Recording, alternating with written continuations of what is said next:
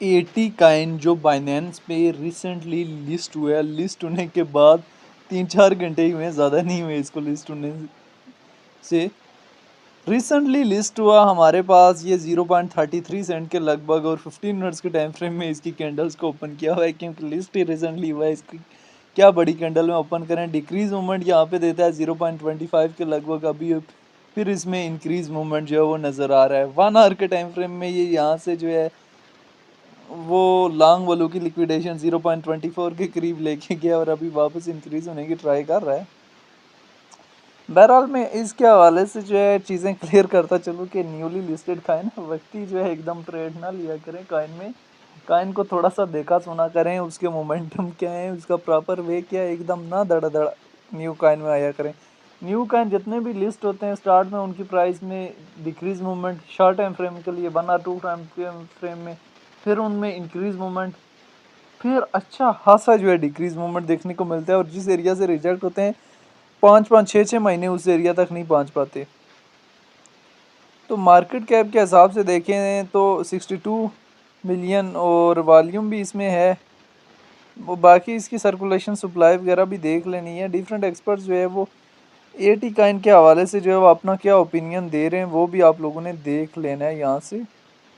Eighty is exhibiting notable price movement in momentum in the market. Trader are observing a potential breakouts in its recent price action. This could indicate increase interesting among market participants.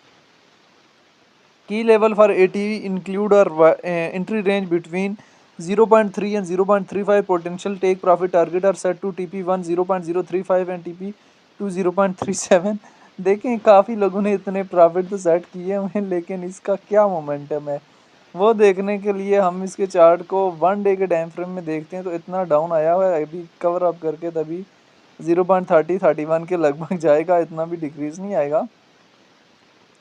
बहरहाल अगर हम इसकी order book में आ जाएं और order book की depth में यहाँ पे देखें, ऑर्डर बुक की डेप्थ में आ जाएं तो यहाँ पे इसके हैवी अमाउंट में ऑर्डर्स जो है वो एक तो 0.07 की रेंज में बाइंग के लगे हुए, 0.11 की रेंज में बाइंग के लगे हुए, और बस यहीं पे इतने खास नहीं 0.20 की रेंज में और 21 की रेंज में कुछ खास जो है बाइंग की रेंज में लगे हुए। अभी सेलिंग ऑर्डर इसके हैवी अमाउंट में किधर लगे हुए ये हमारे लिए जानना और समझना बहुत ज़्यादा ज़रूरी है।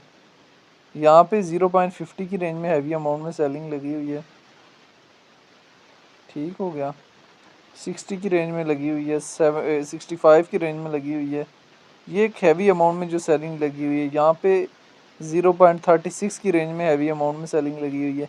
यानी हमारे माइंड में कहीं ना कहीं 50 to 60 का एरिया होना चाहिए। अगर उस एरिया तक ये 80 काइन चला जाता है तो एक अपॉर्चुनिटी हो सकती है शॉर्ट की पोजीशन की। वक्त की और बहुत सारे काइन है ट्रेड लेने के लिए, टॉप के काइन, एवीएक्स काइन, डिफरेंट काइन जिनमें ट्रेड ली जा सकती है। जिस काइन में जब ट्रेड बनती हो तब भी लिया करें, एकदम धड़ाधड़ ना तो मार्केट में एंट्री लेनी होती है और ना ही जो है मार्केट से एग्जिस्ट लेना होता है। तो बहरहाल ये एवीएक्स काइन की शॉर्ट सी हिस्ट्री थी जो मैंने आप लोगों के साथ शेयर की है, जिसमें रिलेटेड टू एवीएक्स काइन जो है तमाम तर डिटेल भी शेयर की हैं। बाकी आने वाले मोमेंटम में टाइम में हमारे पास ये थोड़ा बहुत मूव कर सकता है, और आपको स्पॉट पर फ्यूचर में थोड़ा बहुत प्रॉफिट देके जा सकता है, इतना ज़्यादा नहीं। एवीएक्स काइन के हवाले से जो है वो आपकी अपनी क्या राय है कि एवीएक्स काइन का फ्यूचर क्या है, और एवीएक्स काइन फ्यूचर में कहाँ से कहाँ तक जा सकता है, कमेंट में लाजमी बताना है।